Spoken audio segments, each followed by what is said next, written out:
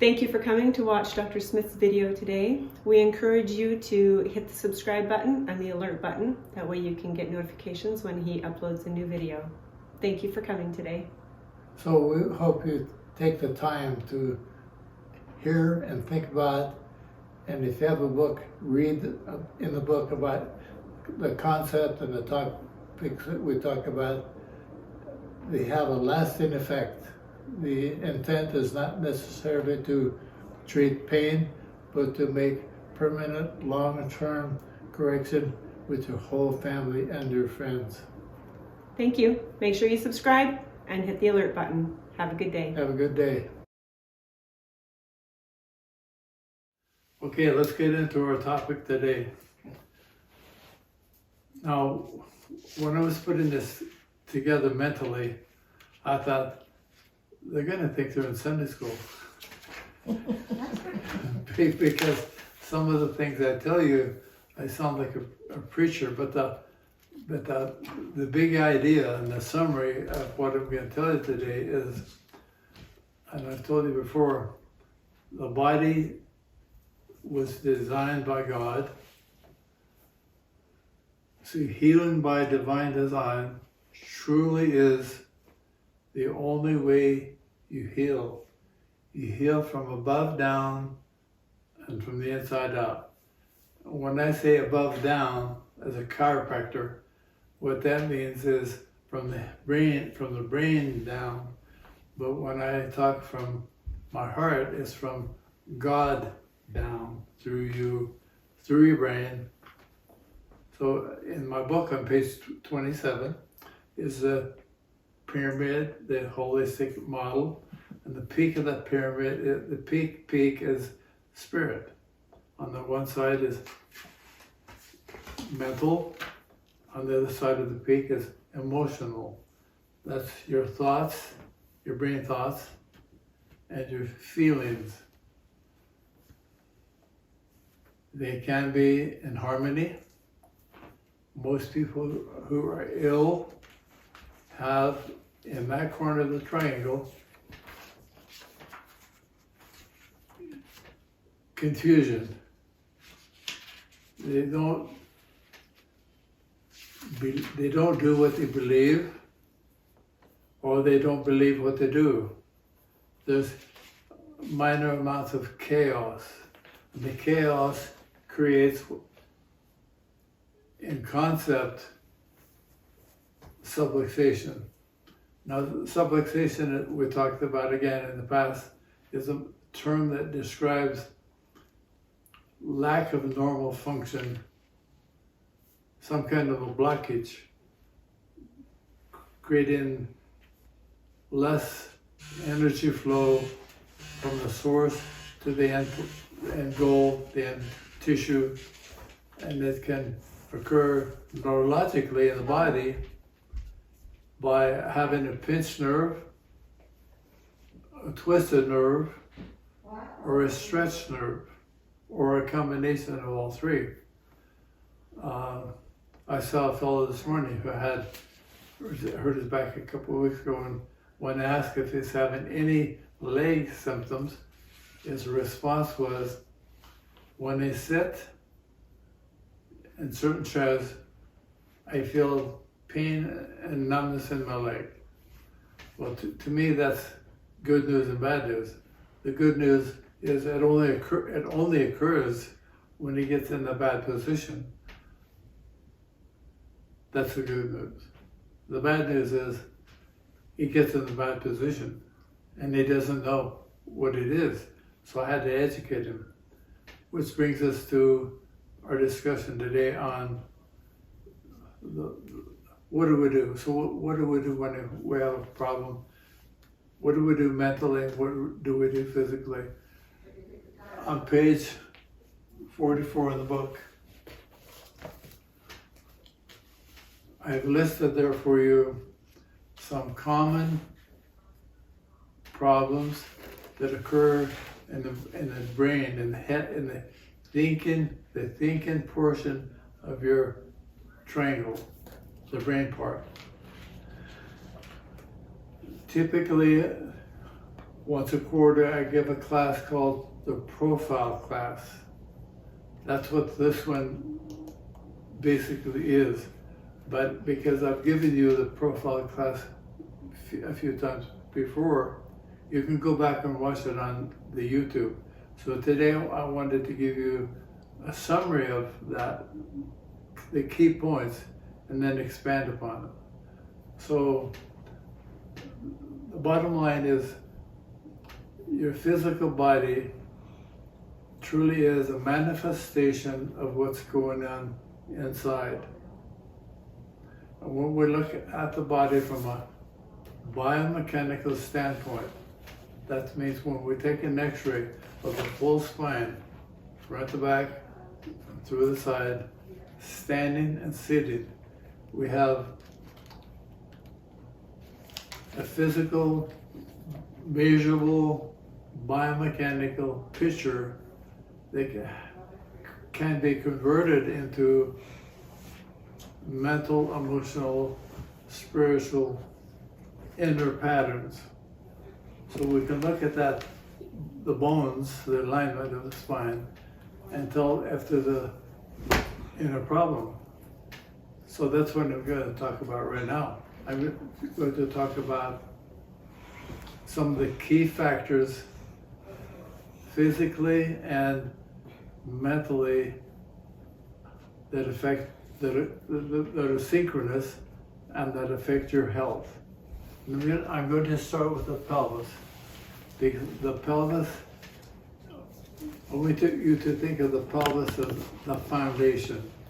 If you're going to build any kind of a physical structure, you need a proper foundation.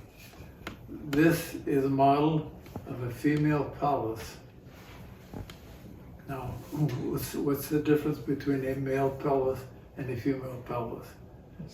They're slightly different. You have a bigger birth canal in the female. The bones are a little bit smaller. They're just shaped a little bit different for the function of the tissue that's in that cavity. Now, I've mentioned before, and I'd like you to think of it today, the pelvis is a container. Inside of the container are tissues, bowels, bladder, female reproductive organs, the male reproductive organs. If the container is faulty, like it's been bent out of shape, it's been injured, then the organ and other tissue that's in that container malfunction. We could say the same thing about the chest cavity, the rib cage, as a container. Your friend has the problem you talked about earlier today with the ultra vascular issue. To me, I would know if I checked that person, I would find distortion in the thoracic cavity for sure. The head is another container. If the head is not aligned properly, if the head does not move properly, then the tissue within the head, like the eyes, the ears, the brain, the nasal passage, etc., do not function like they could. Or the jaw. Pardon? Your jaw. The jaw is external, but it's an attachment. If the head is not straight, the jaw will never be straight. You'll have a TMJ problem, you have a dental problem, and dentists love to earn a lot of money trying to fix a jaw that's on a crooked head because they can work and never get there because the swing set is crooked. Right. You know, you can't fix the swing. Can a dentist cause a TMJ? Oh, yeah. Pardon? Can dentists cause TMJ? Because they pry your mouth open now, and they pry it and leave a pry in there. They can strain the tissue that creates the swing to swing crooked. But they can't dislocate your jaw. Oh yeah, they Okay. can. Okay. I always try and schedule my dental appointments before I come Yeah, here, that's a great idea. so that after I've been through that, Yeah, you I get can put make back sure all the together. fine tuning gets done. One of my favorite patients was wife of my kid's dentist, and she was mad as a wild bee because she had let her husband try for a couple of years to fix her TMJ. She wears slants and mouth guards and all kinds of stuff. She had jaw pain and headaches, and finally I got to see her, and I said, "Dude, your head's crooked. Let's fix your head and make your husband's job easier." So we lined up her head, and voila, the swing better. We were all happy. So back to the pelvis.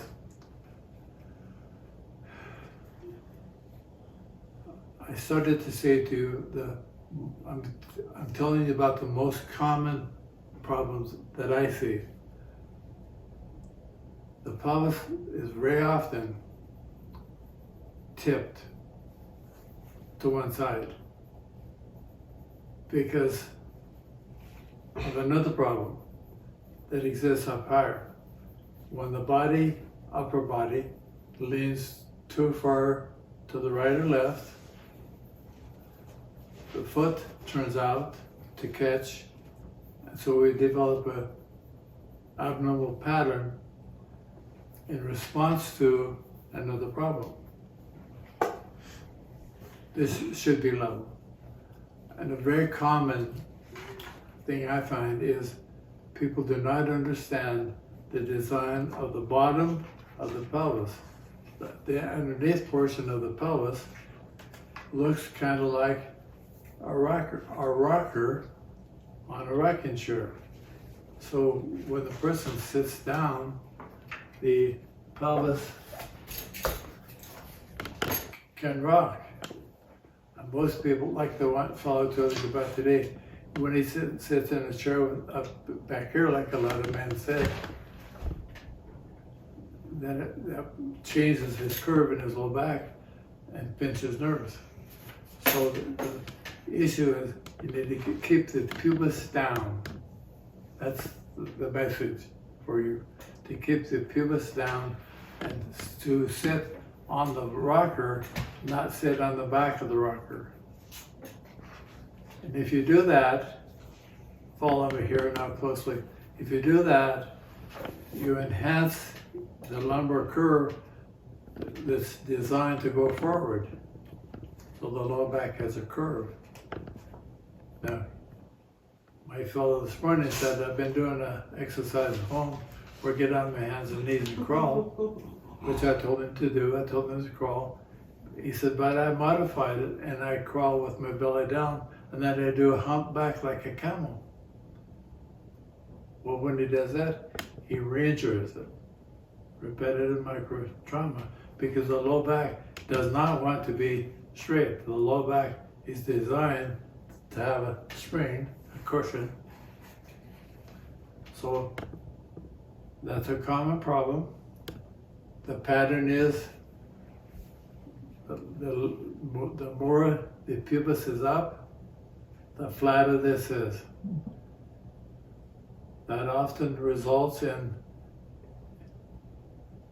lack of a desire to live, lack of creativity, lack of sexuality, and then it creates another problem in the lumbar, which is internalizing anger. Now, a lot of people get angry, and because they're good people, they hold it in. When they hold it in, it has a negative effect on the pelvis. So when you get angry, Counteract that. let the anger out slowly. Slow. carefully. Oh, not like a teapot? Appropriately. Ooh. Oh Yeah. dear. Yeah, like a teapot. When a teapot gets hot, Then it explodes though. I mean, it goes. So you're not supposed to do that, right? let the steam off A little bit. slow and careful when it gets there. Okay, so that's one thing that happens. Another thing that happens is that the pubis should be in the middle, in the front. But when the hip goes low, the pubis goes over to the side. And it should, to adapt and compensate. Because if the hip goes low, usually the head will go to the same side. Now we have a problem. That's in the book.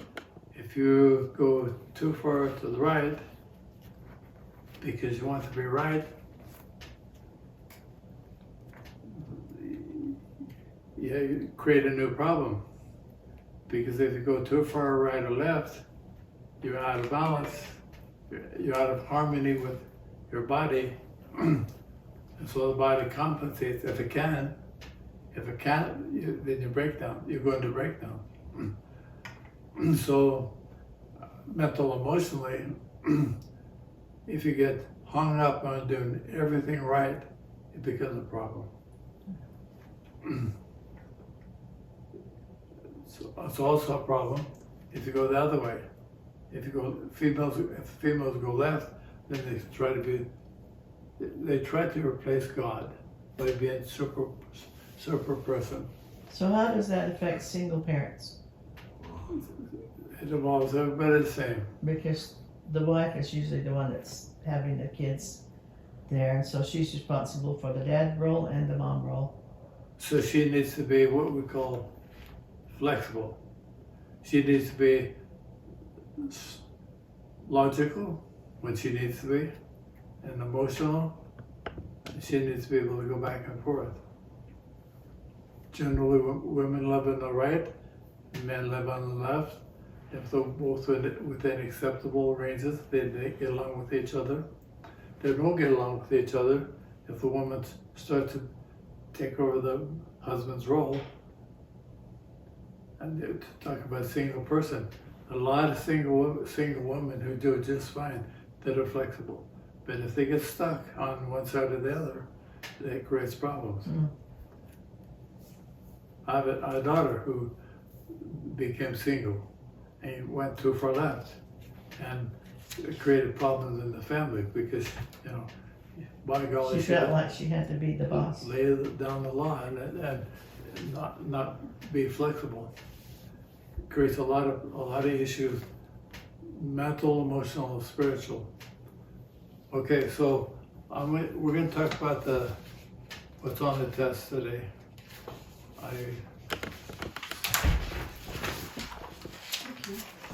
There's one for Duane H.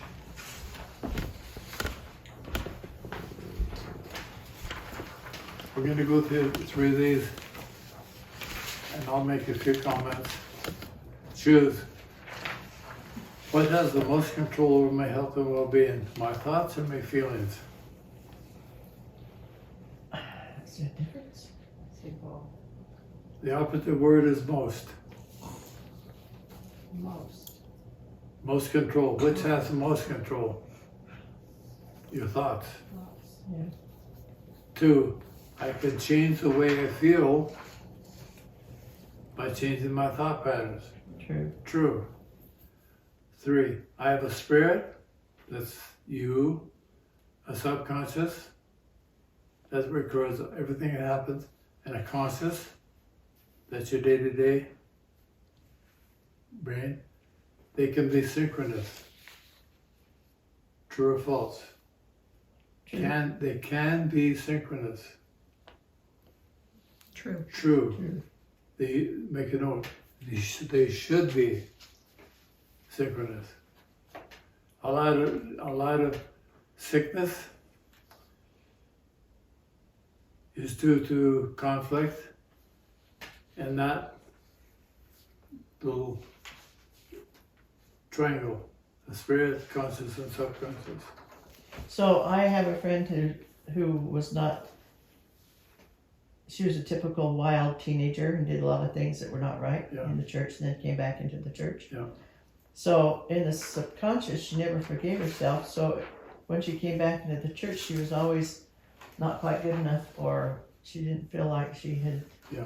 And so there's that conflict there. And Okay. she had some problems there. Okay, so the problem is at the root of the very thing that we're talking about today, and that is, I believe in Jesus, but I don't believe I've been forgiven yet, or enough. Mm-hmm. Well, do you believe or do you not believe? You know, which is it? Well, if you believe, then you could believe that you could be forgiven. Do you really believe it? If you do, then, and you've repented, it's slate is clean. So that's a conflict. A lot of people have those kind of conflicts, and they say, you know, I believe, and then they go do things that they know they shouldn't do. Yeah. In the mind, it all starts in the mind. That's where choices are made. For the conscious mind is where choice exists and can be, again, the opposite of words, can be the director of all. True. 5, my mental patterns are determined by my upbringing, current and future environmental perception, and cannot be modified. False. False, totally false. But a lot of people will make excuses for behavior by saying something like, well, that's just the way I am. Mm-hmm. That's just my upbringing. That's just my my environment. What do you expect with all the crap that's going on in the world today, and all the bad food and the bad media and all the negative things? What do you expect? Like, number 6, I'm really a pawn in the game of life. Mm-hmm. False. False. The next one is a quote. 7 is a quote from David O'Kay. He said, I am the architect of my own fate. I have personal access to divine intervention for my building. I'll quote you David O'Kay's statement. He said, each person is the architect of their own fate. And he is unfortunate, indeed, who tries to build himself without the inspiration of God, realizing that all growth comes from within, not from without. That's the statement. Totally true. But to do that takes courage. It takes faith. It takes action on your belief. You know, some people talk the talk, but don't walk the walk. They say one thing and then live another way. Number 8, the intent of my doctor, therapist, family, government are key factors and patterns of my functions. True, they are key factors in the patterns. Now, that brings up the question, what is a pattern? Is the pattern focused on wellness, or is a pattern on the downwards trail?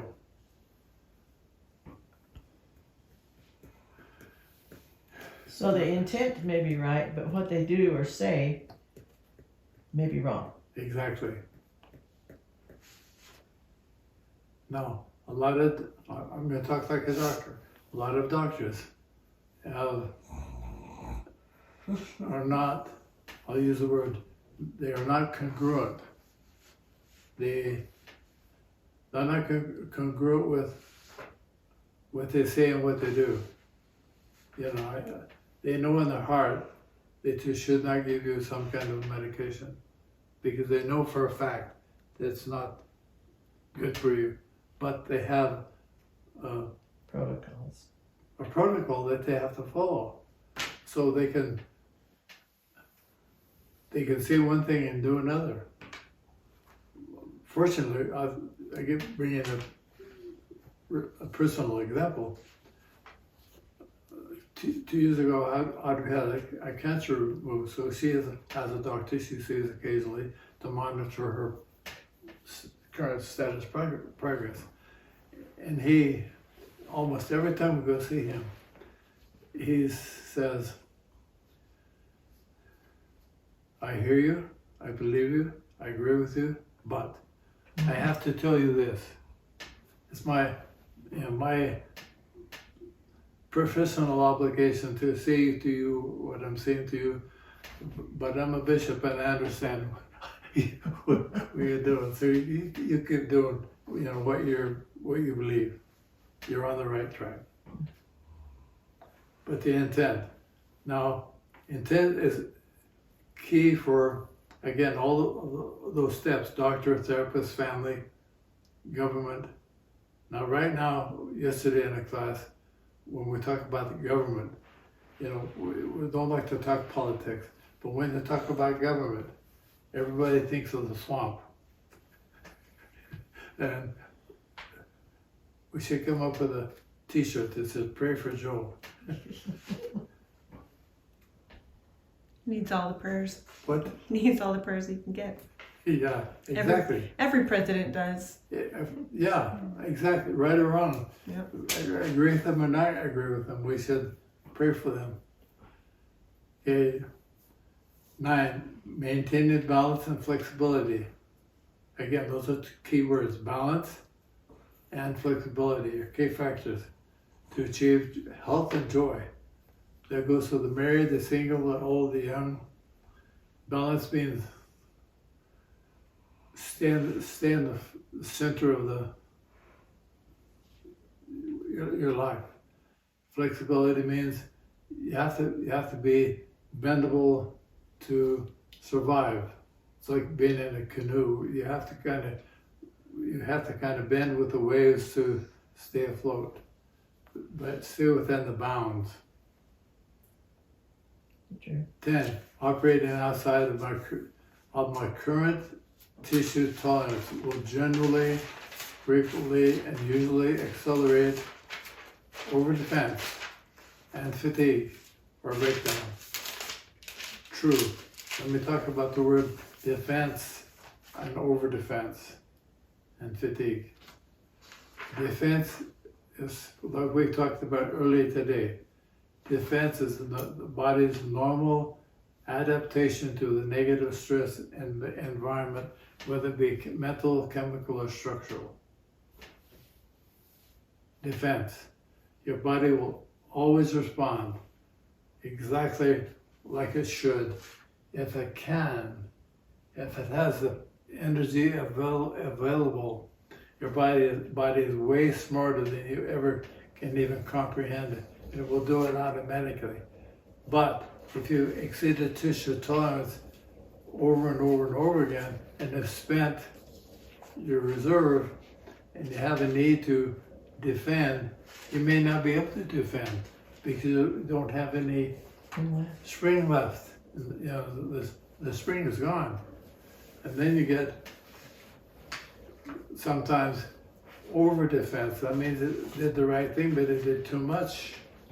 And then what happens is you waste the energy and you go into fatigue. You don't get enough counterbalance, so you go into a breakdown. I'll give you an example. I have a lady who started coming in about a month ago. Somebody sold her a T-zone a couple of years ago, and she's been using it 15 minutes every day with the feet out to the edge, high speed. Oh. And when she came in, she's 51 years old. When she came in, I checked her. I said, she's going downhill. She's got so many things wrong with her because she's been trying to do way too much of what she thought was the right thing. In the meantime, the sacroiliac joint has been totally aggravated by too much. And she wanted to be fixed last week. And I said, okay, I'm going to give you an assignment for the next 3 months at least. 3 months at least. It's going to take at least that long for you to hopefully stabilize that joint. To do that, we have to bring all your activities down to the level of your current tissue tolerance. Otherwise, it's going to continue to degenerate and have multiple problems from lack of ability to compensate, and she'll break down. Number 11, friends, family, and associates that are toxic, circle the word, that are toxic, should be associated with less, as it truly can drain or rob energy and lower my current health plateau. True. And the fact yesterday somebody said they were told that's an energy vampire. They drain you. And the truth is, I think most families have one of them. We used to call it a black sheep, a drainer. And my dad used to say, you can pick your friends, and you can pick your nose, but you can't pick your relatives. And I think by divine design, God sends one of them to each family to help us, at least one, to help us become more like Him and become more flexible and more adaptable and more loving and forgiving. So I think they can be a blessing. But if they're toxic, you don't have to hang around with them. You can love them, but not associate with them. Did you get mad and throw that, or did you just drop it? I was thinking about somebody. Automatic reaction. Number 12, health. If it isn't to be, it's up to me. Now that's a political statement. That's a very conservative political statement, because we're living in a world right now that's becoming more and more in harmony with Satan's plan to be taken care of. They're not to worry, not make decisions, not be responsible. But it's all a trap, it's a lie, it's a game, and it's not true. This is a true statement. If it's going to be, it's up to me. And according to David McKay, you are the architect of your own fate. Now, I used to teach this doctrine to my friends in Colorado who were born-again Christians. And they often thought when they said that, oh no, I'm not the architect of my own fate. God is in charge of me. Oh, so you're a pawn in the game of life, and God's playing the game and moving it around. Well, which is it? Is God in your life? Is He moving you around and helping you? Yeah, Yes, but if you don't listen, if you don't do, then you're still making your choices. What was the last of that? I'm the architect of my own. David McKay said, That's the same as 7. each person is the architect of their own fate. And he is unfortunate, indeed, who tries to build himself without the inspiration of God, realizing that all growth comes from within, not from without. Number 13, not drowning the lifeguard and protecting the flame of my inner candle requires my vigilance and intent. In the book on page 1, on page 48, is a picture of candles. A tall candle like a birth. I didn't have one of them, so I got this candle. if I were to light a new candle, the flame should burn the same throughout life. So just before death, the day before you die, your expression of life should be bright. Could be. That's a goal. That's a goal for me and for you if you want. That's why we're taking this class. That's why we're here together.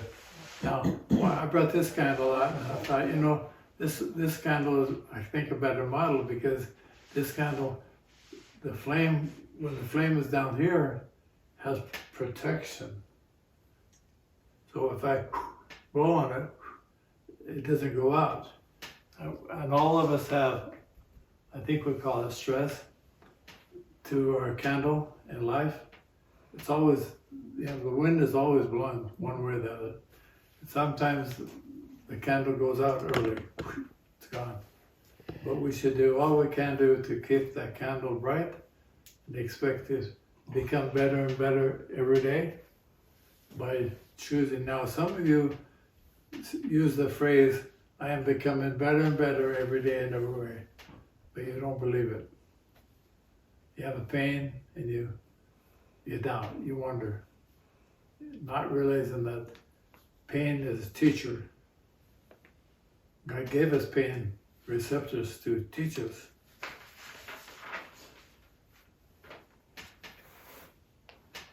Pain sometimes can convince you not to do things more than being told you shouldn't do that. It's a really good teacher, isn't it? Yes, it's a real life teacher.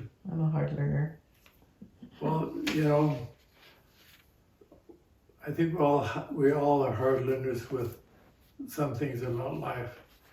But the fact that we learn and grow and progress, that's what we're here to do. And we can truly become better and better. So my encouragement today is to trust your body more, be more patient, have more belief in your body and its ability to heal itself. Are there any comments or questions as we close? Well, I'm still floundering over number 10 because, and I don't know if you want to cut off first, but anyway, operating outside of my current tissue tolerance. That means you're going past your tissue tolerance? You've exceeded tissue tolerance. Okay. Will generally accelerate over defense and fatigue or breakdown? Over defense is when it does too much of the right thing. So if you go past your body tolerance, no matter what your defenses are, it will overcome it. It will do damage. If you have an abundant amount of energy, and you do something that's, Go out and work too hard in the yard. your body can over defend. Lots of times it will go into over defense. That means it did the right thing, but it did too much. So is that over defend? Is that your fatigue and That will cause fatigue. breakdown? No. The symptoms will be breakdown and fatigue. When you over defend or react against anything, then you become very wasteful of energy, which causes you to fatigue. When you have fatigue of any kind in any corner of the triangle, now you can't defend because you over defended.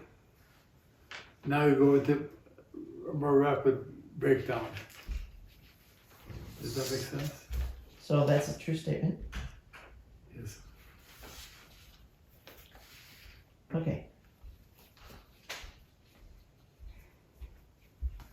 So let me give a practical evidence of that. Sometimes people do activities physically, and they do them often enough that the body defends and is trained to defend, So, has the energy to defend.